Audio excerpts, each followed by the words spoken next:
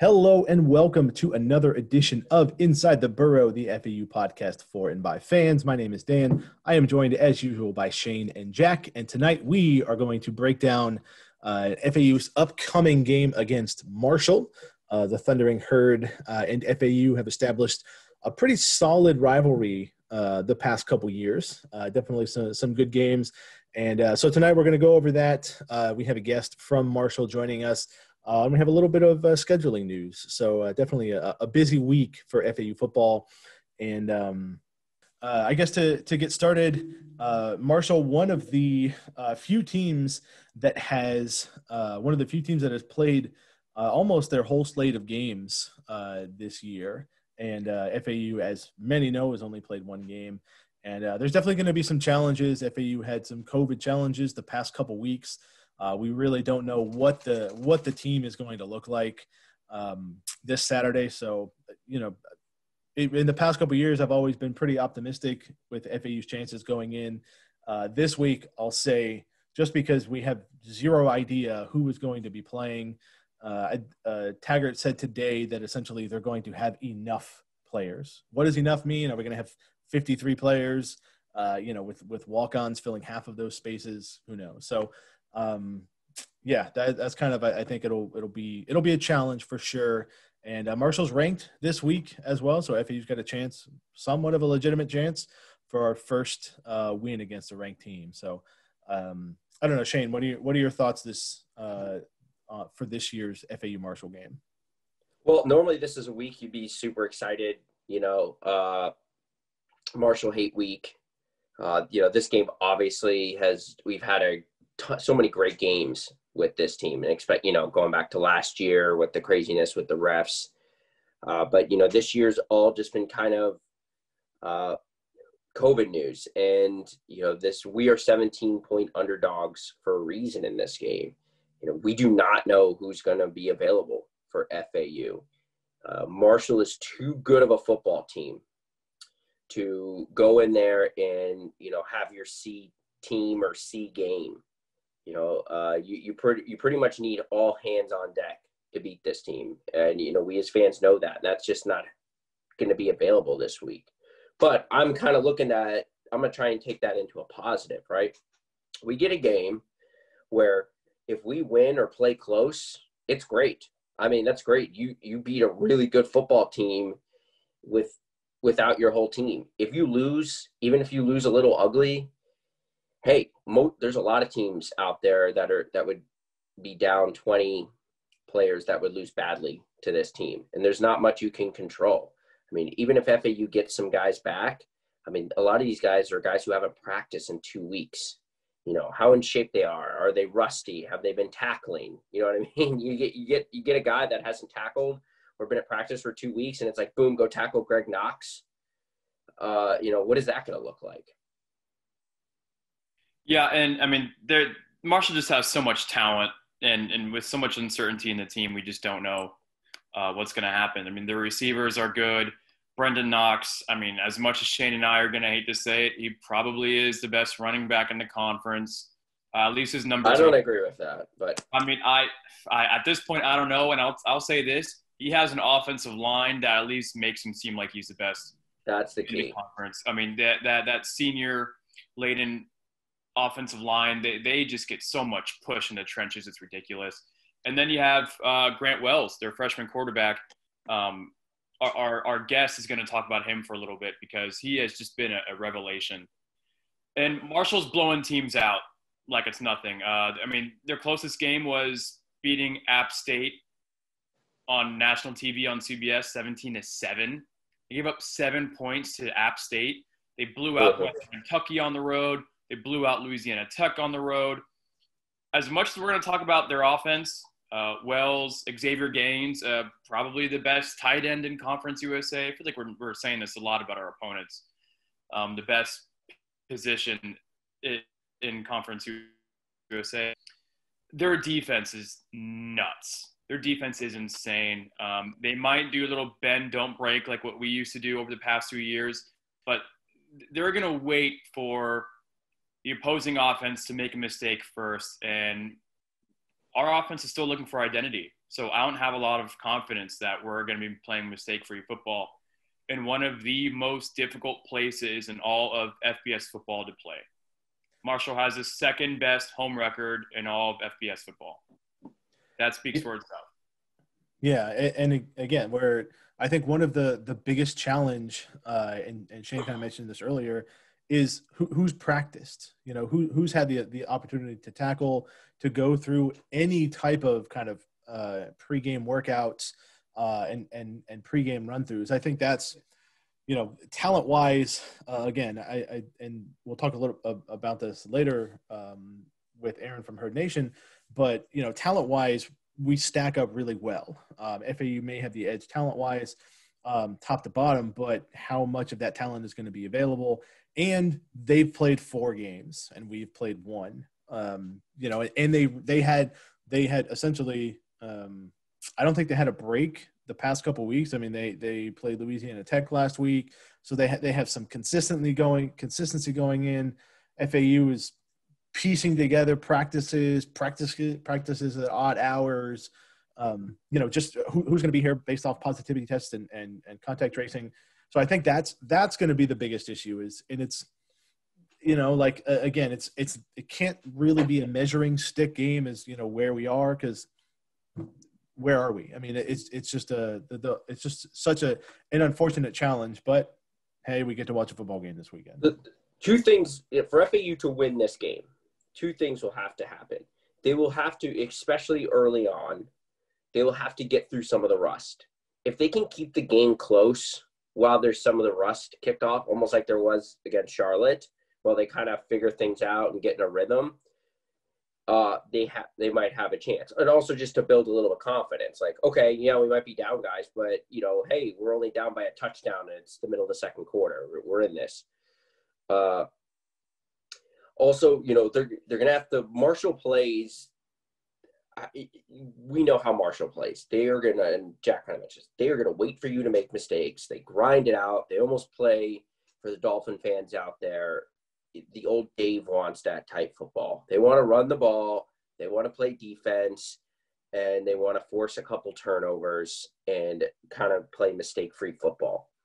And if we can avoid the mistakes, you know, almost like when we went up there in 2018, Chris Robinson threw 5 interceptions. If anyone remembers that game, it was like 7-7 at halftime or something. We actually outgained them in that game. We had more total yards in a game. We lost by 4 touchdowns. So, you know, if we can kind of avoid letting Marshall play their game, we might, you know, we kind of might stand a chance. Also, if they just play loose, if they just go into this being like, you know what, we got 1 regular starting cornerback and we got 1 true freshman starting corner out there. Let's just go with it and let's almost just bring a backyard attitude to the game. And not have all this pressure of, oh, we need to win this. And, you know, it could lead to some confidence and momentum in the game. Shane, I'm really happy you mentioned 2018 because I think the key of the game is going to be field position. In the 2018 game, we were slaughtered in starting field position. I mean, how many drives did we start within our own 10-yard line? Because Marshall's punter was just playing out of his mind. We're going to have to start drives near midfield because, as I mentioned earlier, our offense is still finding its identity. It's going to be tough to run the ball against them. We don't know if B.J. Emmons is going to be playing or not. He's listed as questionable. I mean, Jack, Shane, Dan, we all think he's doubtful, really. Just you know, our 2 cents. So, I mean, maybe some quick hits on the outside, some quick bubble screens. Let's utilize Willie Wright. Let's utilize some speed. But that Marshall defense is fast, man. They're, I think, 3rd, 4th, 5th best defense in the country. Jim Leavitt on Tuesday, you know, he's focusing on Marshall's offense, and he's very impressed by their offense. But he said, hey, I saw some video of Marshall's defense. They're legit. They're the real deal. They are good. And that is quite the compliment when the other team's defensive coordinator says something like that. So it's going to be a challenge, but field position, we're going to have to find a way to stop Brandon Knox eventually, to avoid the play action deep ball, as we saw Marshall do with great success against Louisiana Tech last week. another key is I kind of missed was Tronte is going to have to make plays with his arm versus man coverage in this game. Okay. This ain't about play calling or drawing up plays or like they're going to challenge us and be like, Tronte, Stephen Gilmore is over there covering Aaron Young. You got to throw it where only he can catch it, or else we're just going to load the box. And it's going to be on Tronte, and a good play caller is going to try and attack that. But if we can't make the throws, Marshall's just never going to respect it. And we're going to see what we saw in the first half for Charlotte. Yeah, that's a good point. Hopefully the team will learn from that. And then on the running backs note, like Jack mentioned, BJ Emmons is questionable, but FAU does expect to have James Charles, Larry McCammon, and Malcolm Davidson. So that's a positive thing. So, so we are going to transition to our interview with our guest from Marshall, Aaron, and please enjoy this interview. All right. And as we have done in the past, normally we try to bring on a guest from the opposition's beat and really kind of get a sense of what's going on for the other team. So tonight we have Aaron from Herd Nation. Welcome, Aaron. Thanks for being on the show. And thanks for having me. All right, I guess to get started here, Aaron, can you just tell us a little bit about, for those FAU fans who haven't been following Conference USA and Marshall as much this year, Marshall probably has played more games than anybody else. What's been the sense, or can you give us a summary of the Marshall's season going forward right now? Well, so far it couldn't ask for much better. Started off 4-0. Just come off 2 road wins against Western Kentucky and Louisiana Tech. Defense is playing good. We lost what would have been a 3-year starting quarterback prior to the season, but there hasn't been a drop-off at all. In fact, Grant Wells is a freshman playing as good, if not better, than Isaiah Green played throughout his career. So Brendan Knox, of course, returns at running back. He's had an excellent year, and the offensive line is all back intact with 5-6 seniors playing at times across the line. So that's the gist of things on offense. Wide receivers are playing pretty well also. Defense has been the calling card so far this year. Just quite frankly, not allowing points that matter all year yet. Appy State got a touchdown early. And that's been it. Everything else has been junk scores late in the game when they didn't really matter. So I'm sure, I'm always optimistic that we're going to win, but this weekend I do not think is going to be nearly as easy as some Marshall fans think and some of the people who are setting the line think. I know they're always right typically, but I'm not seeing a 3-score favorite here right now. FAU just has way too much talent, so guess we'll see how it goes. Well, yeah, I mean, I typically agree with that. With typical over the past 2 years, you've had a lot of kind of so dog fights between Marshall and FAU, depending on who plays for FAU this week. Do you think a little bit of that comes from, Marshall is always a team that, especially the past 2 years, has been competitive in Conference USA, but always seems to have those 1 or 2 games where Doc Holliday catches a lot of the blame for kind of, I don't want to say choking is the word, but, costs them lose games they shouldn't lose to win Conference USA championships. Yeah, we've definitely had them. Last year, we gift wrapped that one twice, with Middle Tennessee. Yeah, I'm sure it was beautiful for you all. For Middle and and at Charlotte, it was just at Middle, we had so many turnovers, and then you come out at Charlotte, and it's a game we should win. It's a game, you guys played them in very similar situation, I would say last week, but whenever the last time you guys actually got to play a game, you guys found a way to win at home. We dropped 2 touchdown passes in that game and just basically handed it to them, and then that was it for that. The fact they came back and beat FIU the following week surprised a lot of people after they they'd handed that one away. But it seems to happen. But playing FAU has always been, I don't know if it's where, we always seem to have 30 to 40 players from the state of Florida. It seems like we recruit the same players year in and year out. You guys beat us for half of them. We beat you guys for the other half. And it's always a heated game. And I like games like that. I like games that you can go on Twitter and see FAU fans, going to Marshall fans and back and forth. It only makes sports fun for all of us, in my opinion. Not us. That would definitely be us. We would never. What? Yeah. And Aaron, just so you know, actually, I put that one Titanic song of Victor Tucker catching that fourth down pass. Wide receiver, the fourth down pass against Marshall late in that game. I put the Titanic song over that, and the fans in Huntington did not appreciate it, but it was a work of art. I'm sorry that I missed that one. I'll DM it. My personal claim to fame has to do with FAU. We sometimes we sit in the far section of the stadium, right where the opposing team leaves and walks up, into the locker room. And it was, I guess, 2 years ago when Kiffin was the coach, and you guys went for it on 4th and 3 at your own 10 early in the game. I mean, it made no sense to do it, but you did. And there was a few of us left over after the game, and we like to, non-colorfully. We don't use, not too many of them use too much language or anything, but like to, throw some jabs at them when they leave.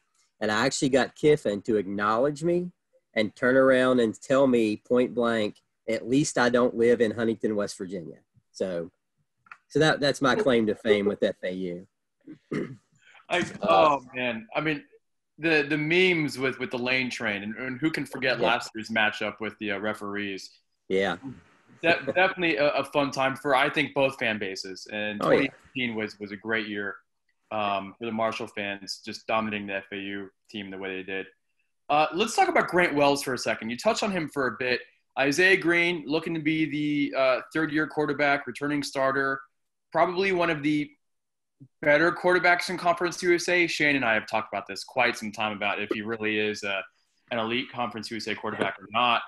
But why worry about losing him when you have this freshman back there he's looking like Trevor Lawrence minus the running game. I mean, he's able to run a little bit here and there. He had a good running touchdown against Louisiana Tech last week.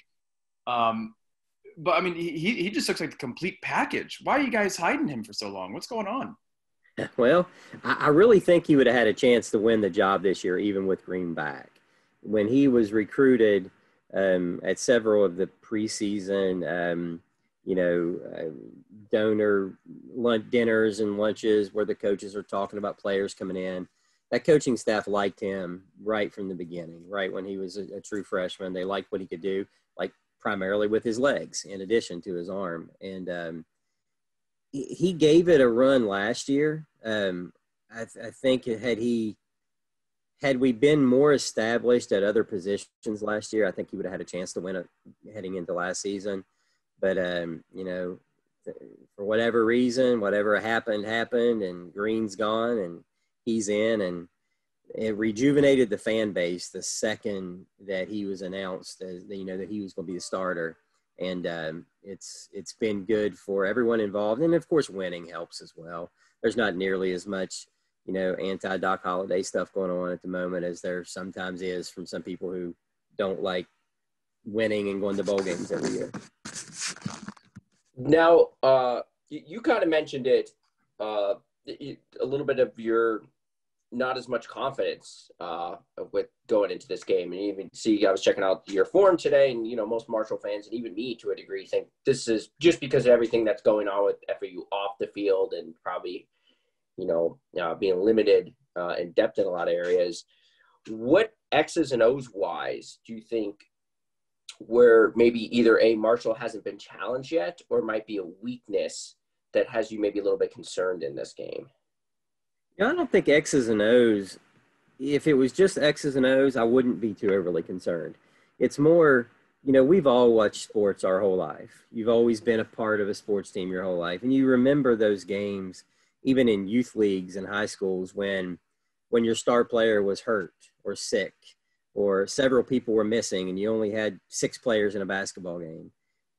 Those were always your best games, it seemed, as a team. You would always outperform everyone at that point in time and maybe not win, but scare a team that you shouldn't have scared. And that's what I'm more worried about because, 1 through 85, I think Marshall and FAU are head and shoulders above every team in this conference. And just because you may be missing 25, whatever the number is, you're still going to have 60 that are there on scholarship for a reason. And, you don't get too many unrated players out of nowhere high school. I mean, your stuff is coming from, and even the guys who haven't been playing, they're mad. They've got a chip on their shoulder and they're out there to perform. And, I just think when it comes down to it, there's talent at every position at FAU. And it's going to be a scary game. I mean, I like our chances to win, and I'm not saying that I don't have any confidence in our team, but I do think that both of these teams are 2 of the better teams in Conference USA, and they will be year in and year out for as long as Conference USA is a conference. Despite all of Marshall's history and, moving conferences and, that you guys kind of have a lot of other quote unquote rivalries. And I know what you mentioned, and I know FAU fans feel Marshall is a rivalry. There's been so many close games, obviously we've talked about in the past, couple of years with Lane Kiffin, the craziness from last year. People remember the Rakeem Cato last minute field goal game. Triggered. I'm triggered. Yeah. For those who don't remember, that was what, 2013 or 14, Shane, when the kicker from South Florida ran around FAU Stadium doing this after kicking the game winner. So those kind of do Marshall fans also kind of feel that way about FAU? And also, I also think a lot of it with FAU is, people have, when Conference USA changed over, people haven't almost accepted us into the conference. We were looked at as not an addition to the conference, yet we've won the conference twice when we've been here, and Marshall fans still feel that they have this, we're kind of better than you, we were here first type attitude, despite, for us, you haven't won anything since we've been here. So, I know that's where kind of the rivalry feels from. How do you see more Marshall fans feel about it? I think most younger Marshall fans who are, who do not have the long-standing hatreds of the Miami of Ohio's and the Ohio University and Appalachian States and Furman's and, teams like that. This is their, you guys are quickly becoming their Appy and Furman's for the older guys. And it's fun. I think it was a great addition to the conference right from the beginning. And quickly you guys definitely proved that. And I think every addition to this conference thus far has been good. There's still a lot of Marshall fans who still look at Charlotte as, they've only been playing football for whatever many years, and same with Old Dominion. And, both of those teams have beaten us in the past and they look down on it. But as the younger fans start to move in and invade social media, that's where you can see where some of these rivalries are starting to bud. And that's one thing good about social media with sports. You can go, Jack. No, I was going to say, hopefully it's a rivalry that will continue to grow. So, we already know that Marshall has the moonshine throwdown with Western. There's been some great games over the years against Middle Tennessee as well. But I feel like Marshall has always had some sort of angst against UCF, for example, back in the old school CUSA 1.0. And I think it makes sense because, as both of you guys said earlier, Marshall recruits heavy in Florida. And they kind of have that rivalry where we're going after the exact same players. We're kind of feeling that UCF void, if you will. So, I know we definitely feel that rivalry down here. And I'm happy at least some of the younger guys up there are getting into it because, like you said, it's fun for sports. That's what makes it fun. I don't like anybody in the conference. I root for, no matter, unless you're playing West Virginia, I root for every conference team to lose every weekend. Yeah, there's got to be one or two in there, right? Maybe, UTSA is just hanging out. They're just doing whatever. You don't No. pity UTEP? No, I don't pity any of them. I hope they all lose. I feel that, this conference, no matter what happens, is never going to get, going undefeated in our conference is never going to get you anything extra in the polls. Even if, you guys, everybody has winning records, it's not going to make a bit of difference. So in my opinion, I would rather you guys and everyone else go out and get drilled every weekend and have no confidence when you come to play us. All right.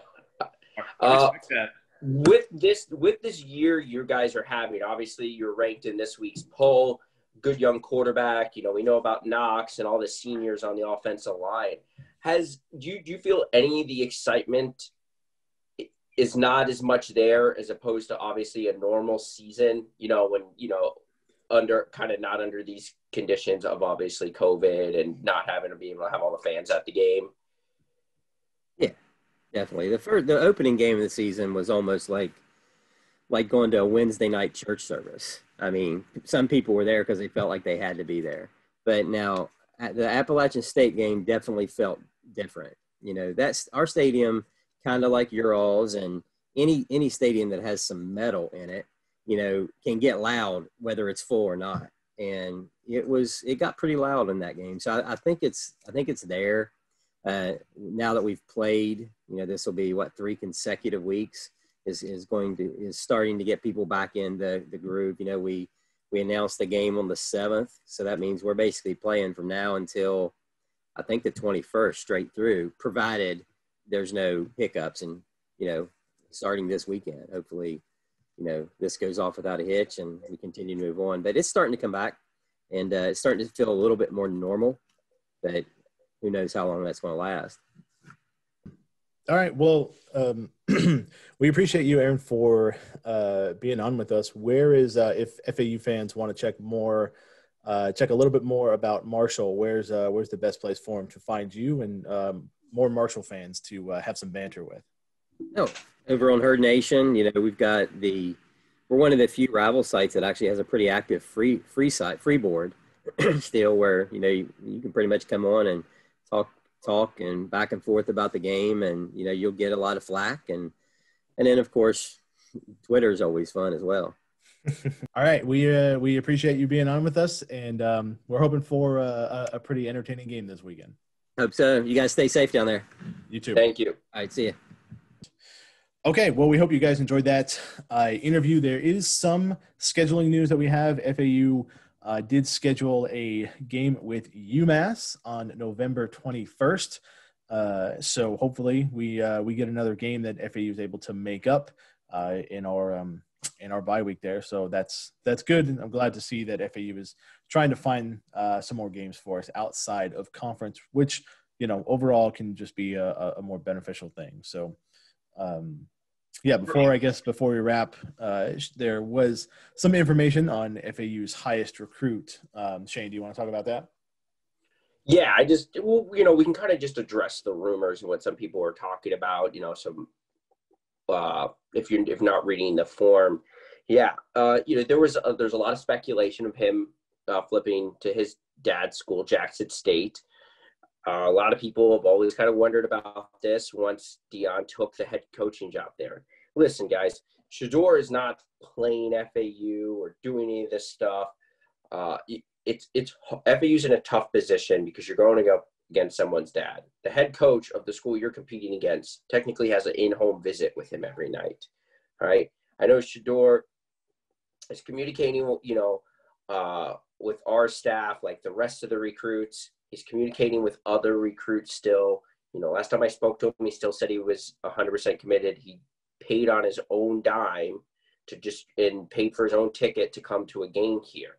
So, even if he does decommit and flip, I will say this: FAU's not out of the race. This FAU is going to take this until signing day.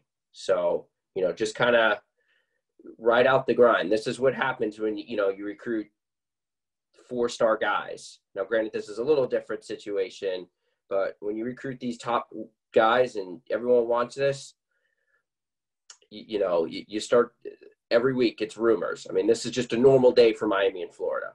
and Florida State fans are recruits, so, just relax, as I said on Twitter. Yeah, remain calm, trust the process. That's all we can do right now.